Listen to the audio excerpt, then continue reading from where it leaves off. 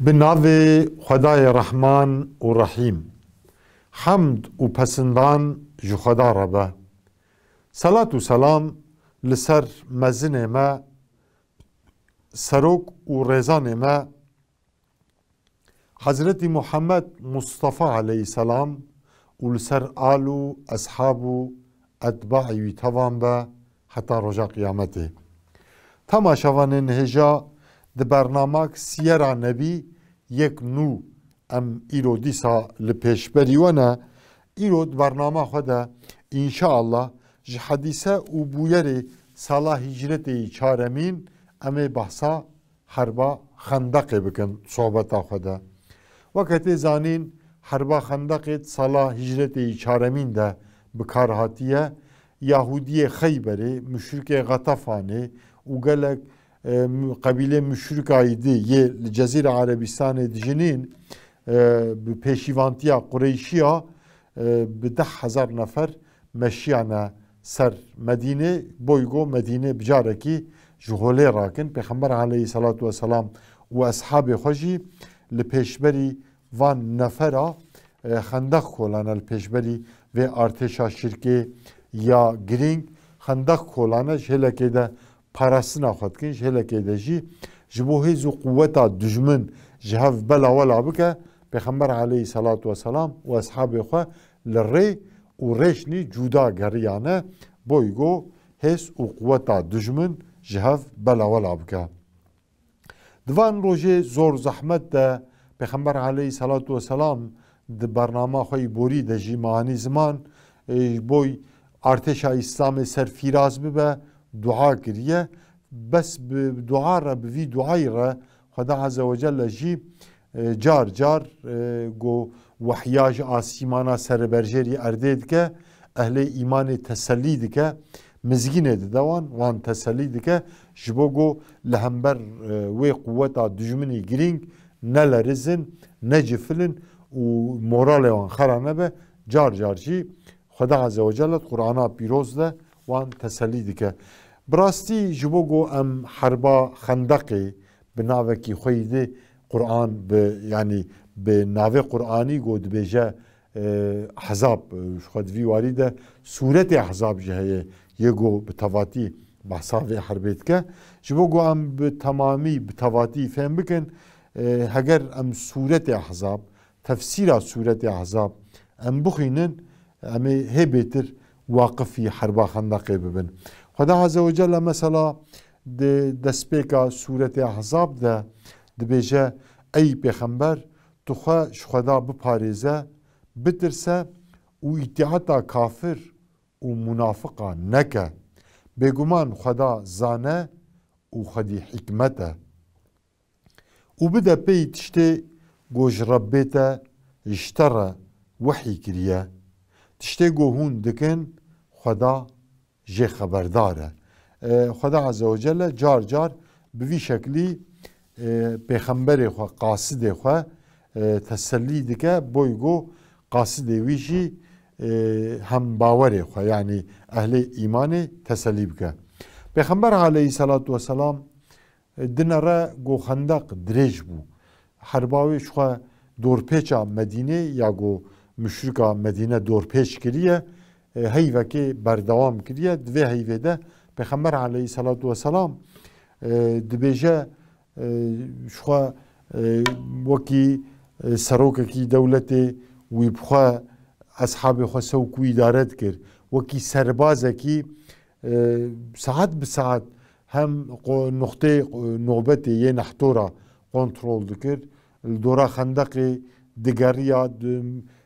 عصایشا هندر مدینه ساعت به ساعت راپور آوی جردهات و پیغمبر علیه الصلاة والسلام جی لگوری وینا اصحاب خود سوکوی اداره کریه جبو گو تو والایی نکوه تو جیا دجمن نکار به تو جیه خندق ده درباس به هفر ایریشی مدینه بکه یا جی صحابی و سست نبه غافل نبه جبو گو دجمن سرفیراز نبه دبی دما گو دم دریج بو پیغمبر علیه الصلاة والسلام دبی روژا سهشم چهارشم و پنجشمه سه روژا لپی هف یعنی ایدی 20-25 رو derbas bûye, sahabe birçî bûne, destê wan de îmkanê maddî hema qedandinê ne, qûtê wan qediyan e, esayîşa hundir bajêr her roja got diçe bêtir zayıf dibe. Çünkü îdî yani dijmin carê hevdû dûgihara bes ew îmkan ya sahaba got hevdû bûgihara jî tune ye. Çünkü kuvvetek pir hatiye ser Medînê şêlekê de bi xendaqê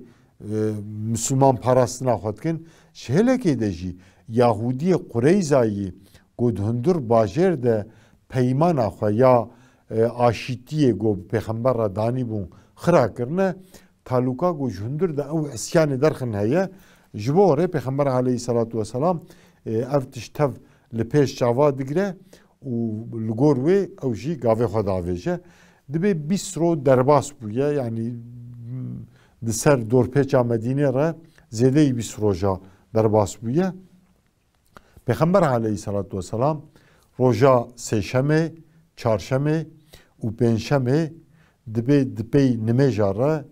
û ji nimêja cudatir jî duxtinê diyar de nifir li dijmin kiriye. Nifirê qasidê xwe da jî di qatê Rebbî wî de gelek maqbûlin. Yani bi rastî jî yê got Pêxember aleyhissalatu vesselam nifir li wan kiriye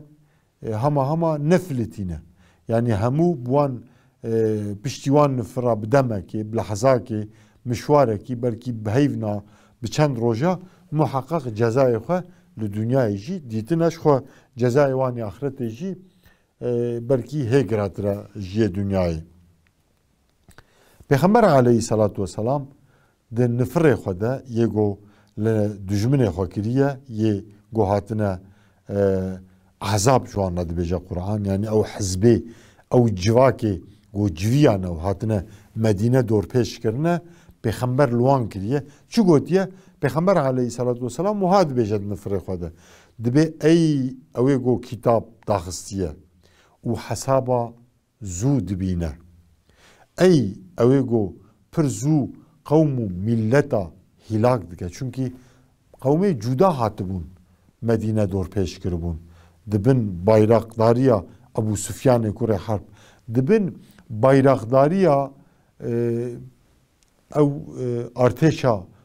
Qureyşiya de. Çünkü pêşîvantiya vê herbê Qureyşiya dikir. Artêş Qureyşiya damin kiribû, bes eşîrnî cuda ketibûn nava vê artêşê, qewmî cuda ketibûn, bawerînî cuda ketibûnê.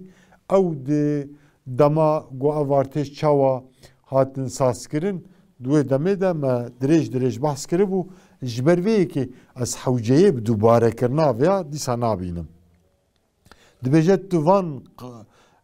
qewmê şerrût hilak bike. Çünkü evana hatine şervaniya me, hatine mer şer bikin. Ey ew ê got qewma zû hilak dike, tarîxê de qewmê wek vana gelek tawan hilak kiribû, divan qewmê şerûdî got hatine neyartiya me, hatine şerrê me, tuwan jî hilak bike. Li pêşberî wan tu alîkariya ehlê îmanê bike ya Rabbî. Ya Rabbî ez te dixwazim û ez te hêvî dikim got ev wehda te dabû me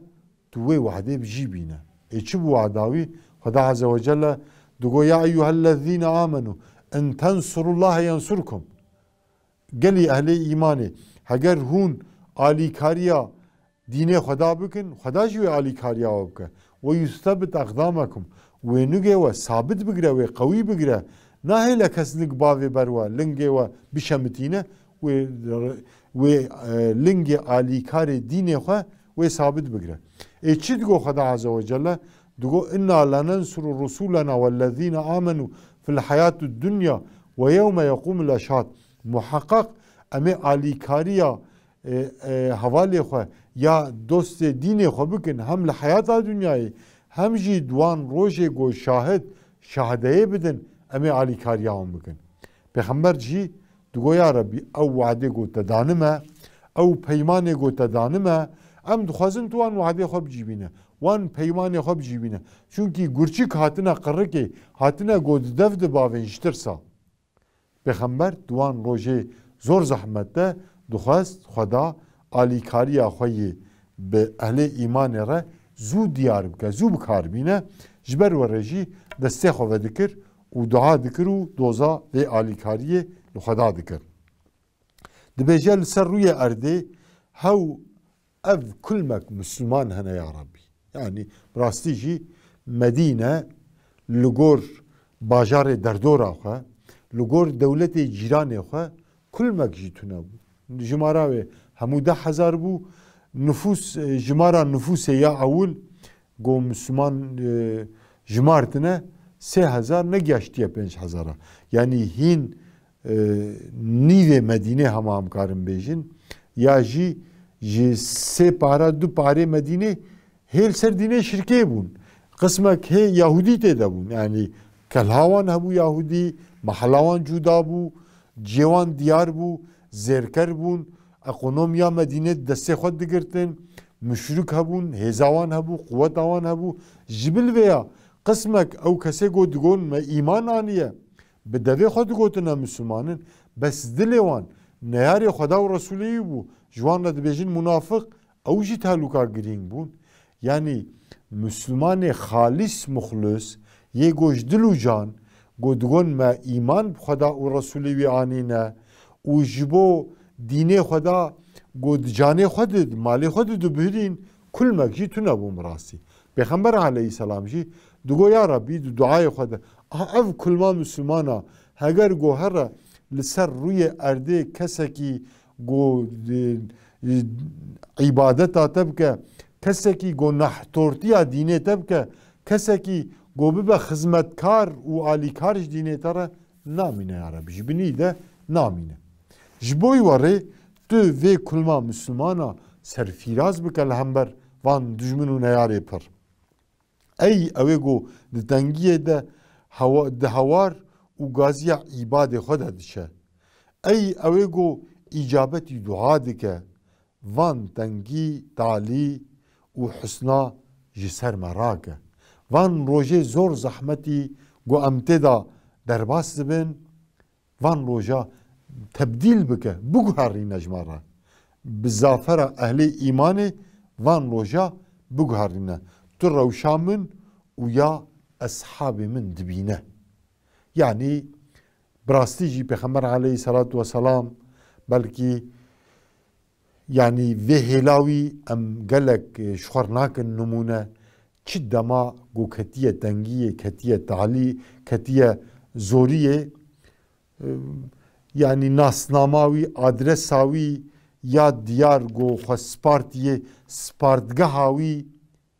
Rabbî wî ye temaşavanên hêja. Pêxember aleyhisselam digel îmkanê xwe yî maddî jî damin kirine, îmkanê xwe yî dîtbar yani yê somut, yê artêşa xwe bikar aniye jî ev spartgeha xwe tu caran ihmal nekiriye. Yani esbabê govê wî bibe zaferê, sebebê govê wî bibe zaferê hemû temîn kiriye, bes esbabê got wê yekî kêmî got ji xeyrî evê dîtbar yê maddî, yekî kêm li gor wî got xwe bavêje dergahê Rebbê xwe û ji Rebbê xwe bixwaze ew ihmal nekiriye Pêxember aleyhissalatu vesselam. İmamê Rabbanî dibêje artêşek dibêje bi du tişta, bi du ordiya serfîraz dibe. Yani serfîrazî bi du tişta, ordiyek bi du tişta serfîraz dibe, dibe leşkerî gaza û leşkerî dua. Yani eskerê got here xezwê bike, here şer bike, ew serfîraziyetî ne û dua serfîraziyetî ne. Di Bedrê de Pêxember aleyhissalatu vesselam tê bîrawe,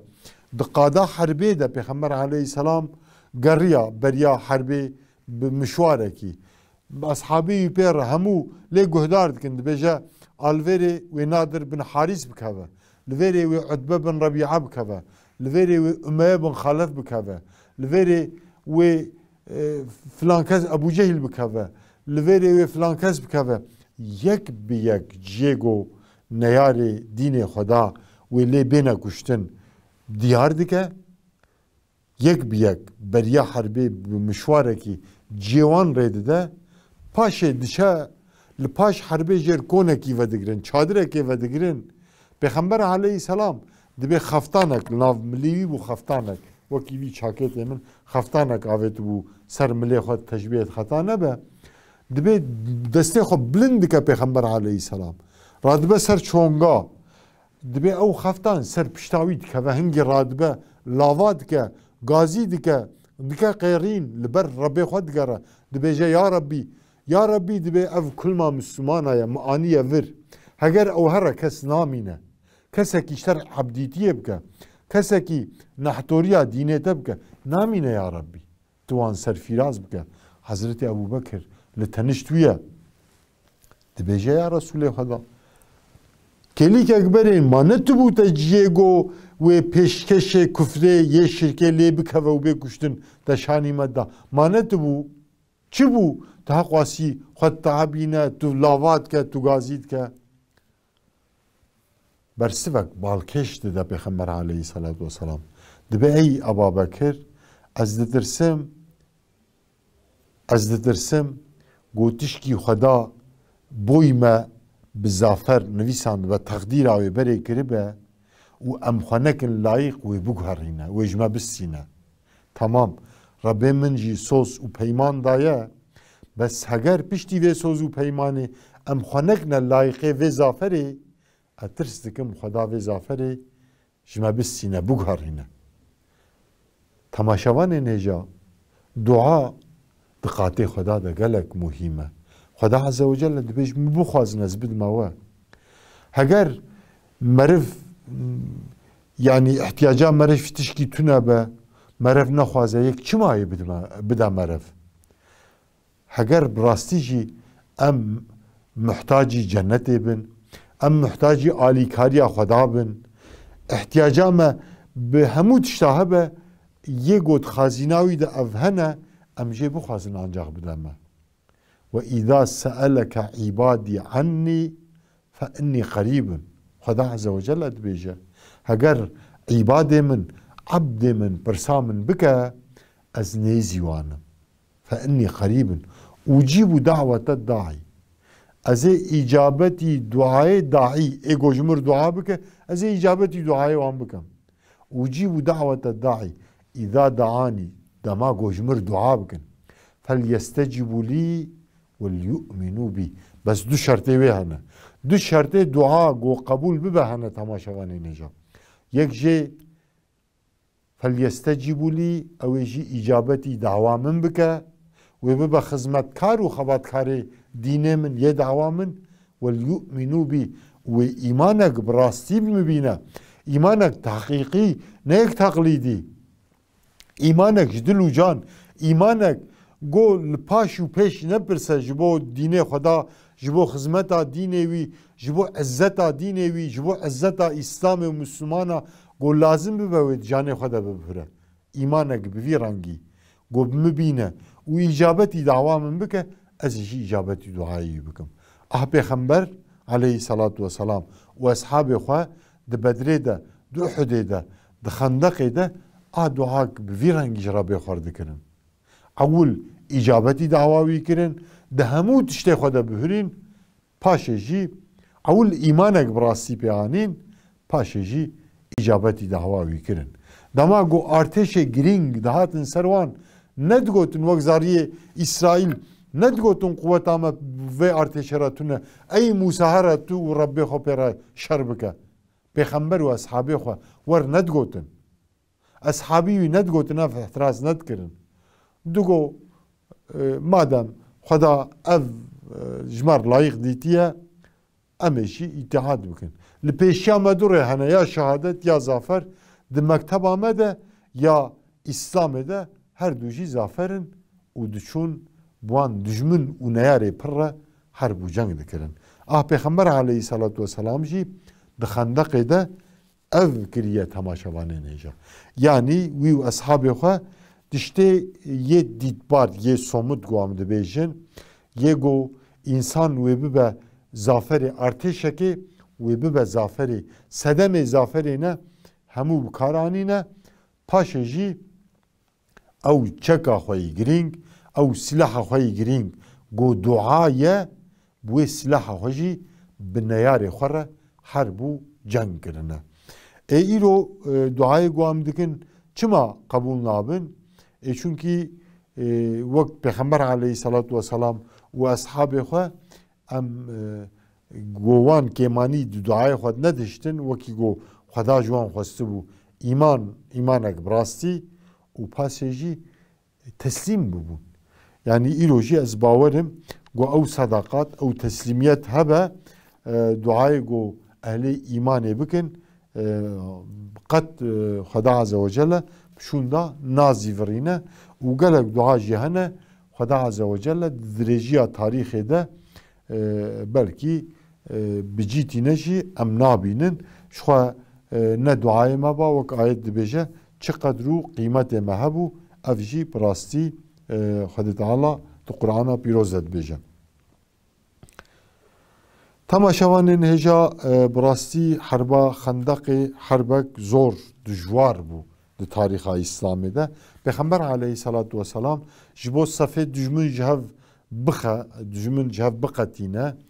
dibe gazî dixwaze müşrikê Xetefan re müşrikê Xetefan nav artêşa Qureyşiya de nêzî 2000 hebûn yani qismekî artêşê baş bikardanîn dişîne pê qasidekî dişîne pê mezinê wan jî Uyeyn bin Hisn û Haris bin Awf e dişîne pê wan dibêje werin heger hûn ji Qureyşiya biqetin yani hûn terka artêşa Qureyşiya ya hatine dor Medînê dor pêşkirina Medîne hûn terka wan bikin hûn hez dikin em ê sêyeka xurmê Medînê yani mehsûla xurmê Medînê ji sê para parkê her sal em ê bidin we ev teklîf dibe pir bi xweşiya Uyeyne bin Hisn tê Uyeyne bin Hisn dibêje na hûn ê nêvî bidin û îsal cî daxîl yani xurmê îsal û nêvî dike nake Pêxember aleyhissalatu vesselam dibe sê para parekê û sala were em ê bidin we em ê were peymanê dînin heger hûn piştgiriya Qureyşiya terk bikin û ji nava artêşa wan derkevin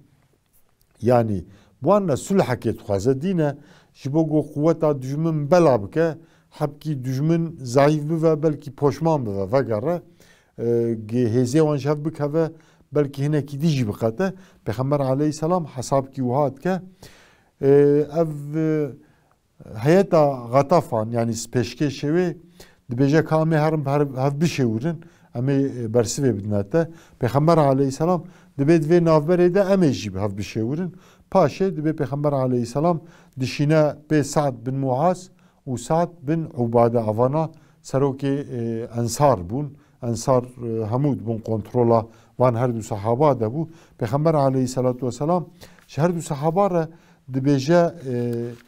gelî Sa'dan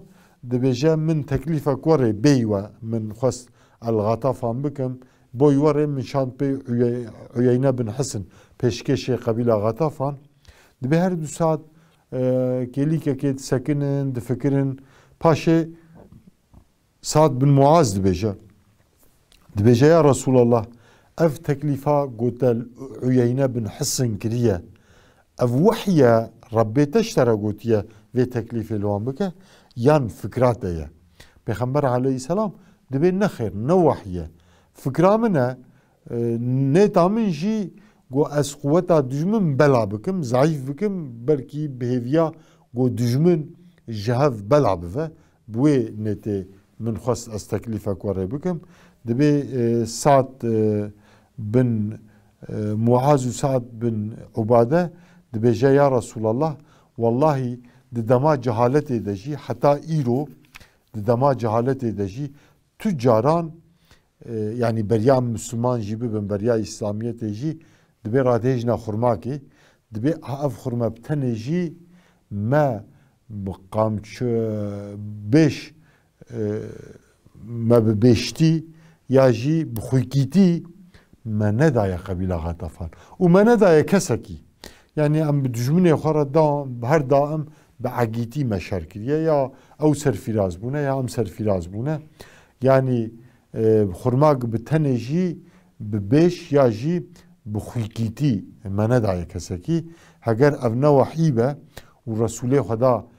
دلخوش به yani جهلامه ده دلخوش به و تکلیف ام قبول ناکن دبی پیغمبر علیه الصلاة والسلام دبی حتی خدا نابه نامه وان ده حکمه خود بده و حکم شوره شور اموانه میشف صافی ببین حتی خود تعالی بشور حکمه خود نابه نامه وان بده اموان امی بهفره شر بکن دبی پیغمبر علیه الصلاة والسلام لهمبر و عزم و قرار انصاریه gelek keyif hoştu be. Çünkü Ensariya peyman da bu da akabe de droje tank u droje firah de ve muhafaza bikin. Peygamber aleyhisselam belki ev teklif jî belki hinki dili pirtir li ser ensar deşya. Çünkü ev hatibun cem ensar. Ensar beri dwelatê xwe de bûn. Di bajarê xwe de bûn. Yani hesab kiwan di herêmê de hebû. Dema hat cem ensar Ensar neyartiya dünya ke dam peş çavê xwe dünya serwan da qoriyan bu neyarê dünya ke Peygamber aleyhisselam jî belkî ji bo qencîkê wan bike teklife kurê li qebîla Gatafan kiribû dibe Peygamber aleyhisselam di cî de gazê qasidekî dike dibêje zû here ba Uyeyne bin Hesen bêje Muhammed ev teklifa got gelîkek berê lo kiribû ji wê teklife بهرية وتكلفة إيدي وناكه دبي نابي نامه وشور حكمه خبدت نابي نامه وده أو قاصد شاش عيينة بن حسن دبيجة محمد تكلفة كليك كبري الوكربو تكلفة خو بهرية استشارة كده بأصحاب أخرى تكلفة كوها إيدي نمال وتكه دبي عيينة بن حسن فورت کریه بقاصد را فورتک شاندیه گوتیه والله هرج محمد را بیجه فرصت گرینگ دسته خرافان لورا ام هاتنه جبو مدینه تونه بکن هگر قبیله غطفان لشکر غطفان بدا عالی کی هیوی هبو لشکر دیجی وگر یا مدینه بس تکلیفک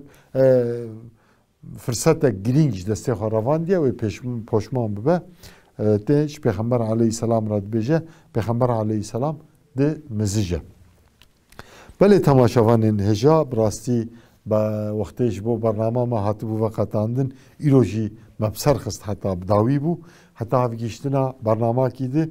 تنگی و تعلیه نبینن امانت خدا بن السلام علیکم و رحمت الله و برکاته